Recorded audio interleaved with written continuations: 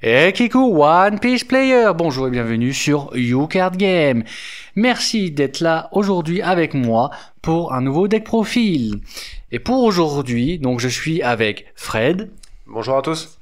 Qui va nous présenter son deck Nico Robin Violet Jaune OP09. Déjà en premier lieu, pour Fred, explique-nous l'effet leader, s'il te plaît. L'effet leader, alors déjà, à chaque fois qu'il va attaquer, il a l'effet banish, c'est-à-dire que chaque vie prise par l'adversaire sera directement placée dans la trash.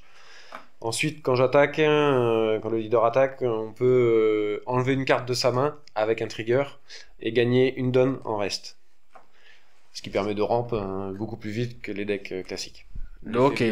Donc c'est un très bon deck de ramp déjà, de ce qu'on peut comprendre, parce que le leader peut ramp. Et en plus, le banish, ça veut dire que si on est par exemple jaune, qui adore jouer trigger, au revoir les triggers. C'est exactement ça.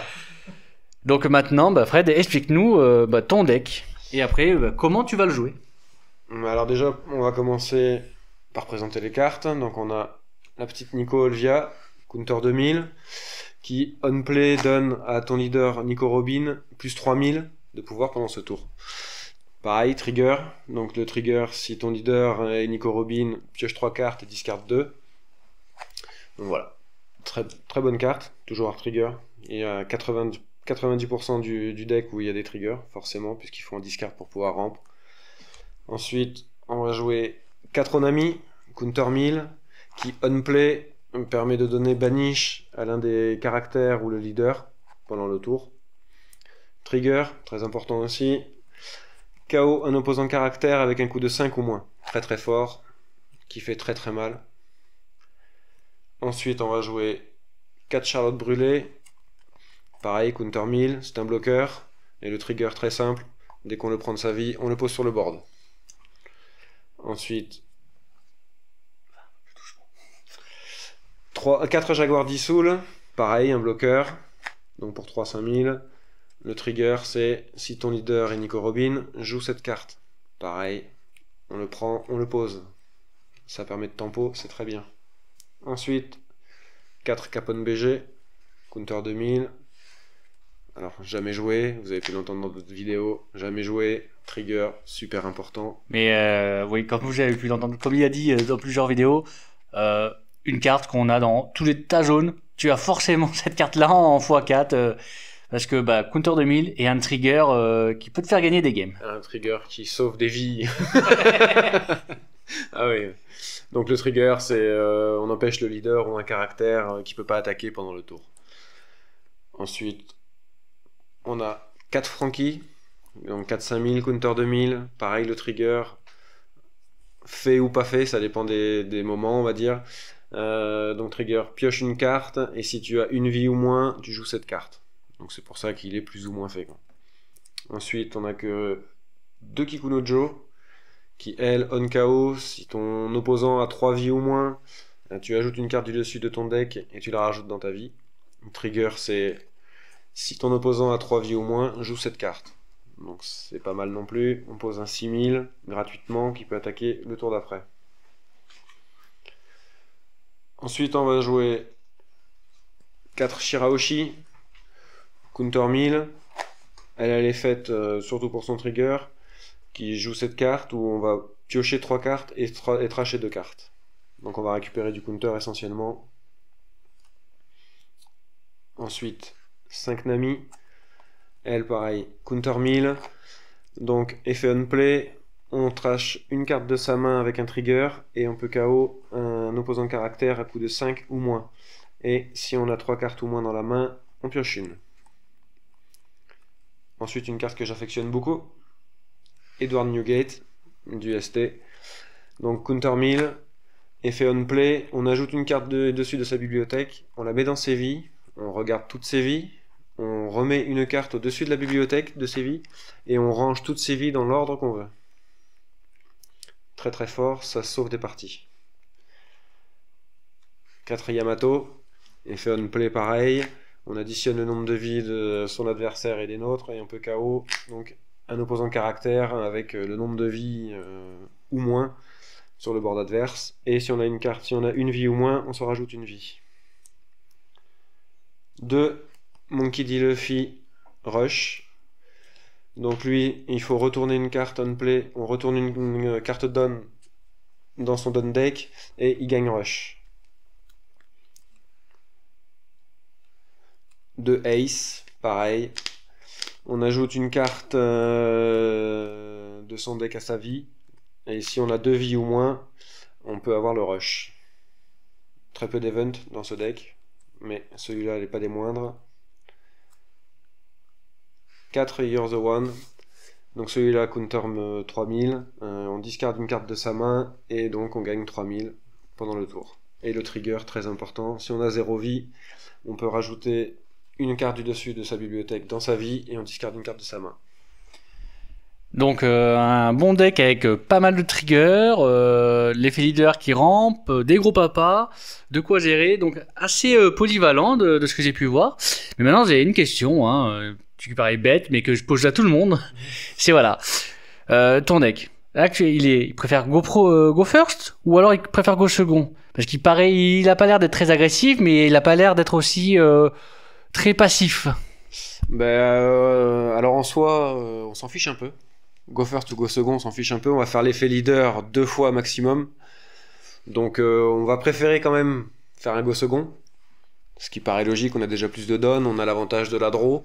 Le go second est plus évident parce que dans la mesure du possible, on va faire le moins possible l'effet du leader pour discard le moins de cartes de sa main. Puisque à chaque fois qu'on va discard un trigger, automatiquement quasiment on va discard un counter.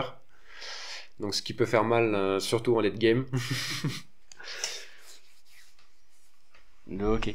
Donc là, je vais te laisser nous présenter la façon de jouer, comment on joue Nico Robin, comment elle se joue. Nico Robin, tour 1, déjà on fait rien. On n'a rien à faire puisque si on pose Nico Olvia, ça sert à rien puisqu'elle donne 3000 à Robin, mais comme on peut pas attaquer au premier tour, ça sert à rien. Si on est go second, poser Onami, donner Banish, un leader qui a déjà Banish, c'est totalement inutile.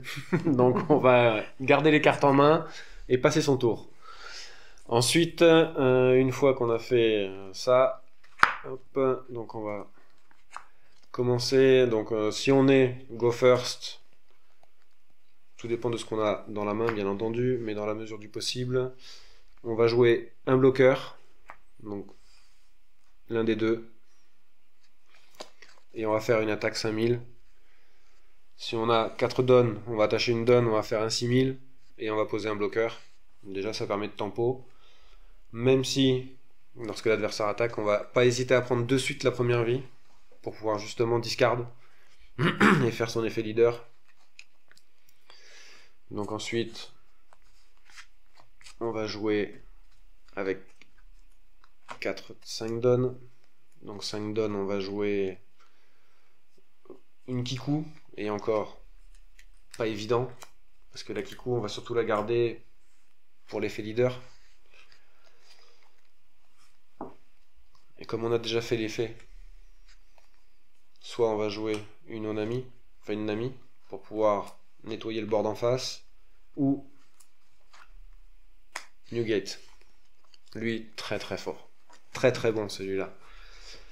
Donc on se retrouve déjà, on a 6 ou 7 donnes. Donc si on a 6 donnes, on joue en attaque basique et on joue essentiellement le Newgate. Newgate qui va permettre de remettre en place toutes ses vies, donc de mettre lui en dernière vie. Et par exemple un BG juste après. Donc on va piocher le BG en premier, celle-là en dernière vie pour pouvoir reprendre une vie.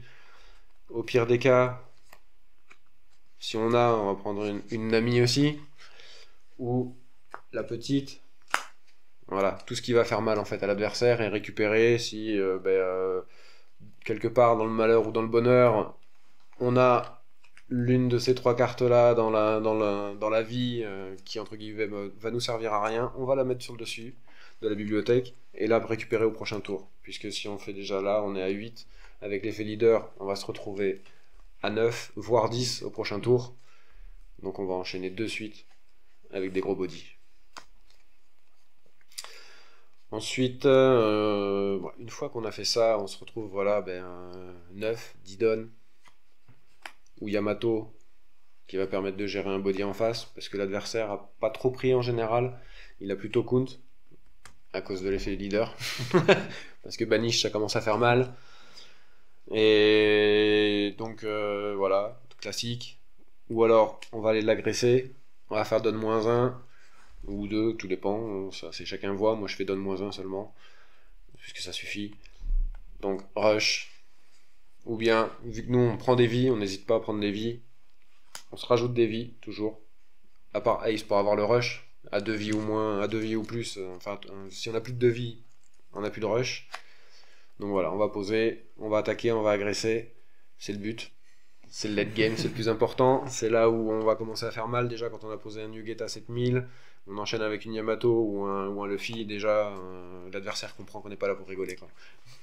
D'accord. Donc en fait, si j'ai bien compris, le but c'est d'aller rapidement en late game et commencer à poser ton sur ton. Ah, c'est exactement ça. Ok. Et surtout se rajouter des vies, parce que voilà, c'est l'essence même des decks jaunes, jouer avec les vies. Et là, c'est d'autant plus, il faut...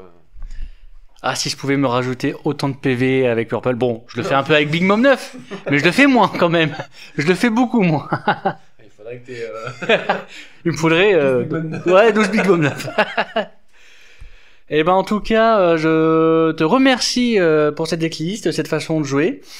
Et j'espère que ça vous a plu. N'hésitez pas à commenter, dites ce que vous avez pensé. Si vous jouez Nico Robin, si vous la jouez pas, si vous adorez l'affronter ou pas du tout, parce qu'en général Banish c'est pas super. Mais je préfère avoir une attaque Banish qu'une double attaque. Hein. Dixit Yamato, par exemple. En tout cas, je vous remercie de nous avoir regardés et passez une très bonne journée. Bonne fin de journée, merci à tous.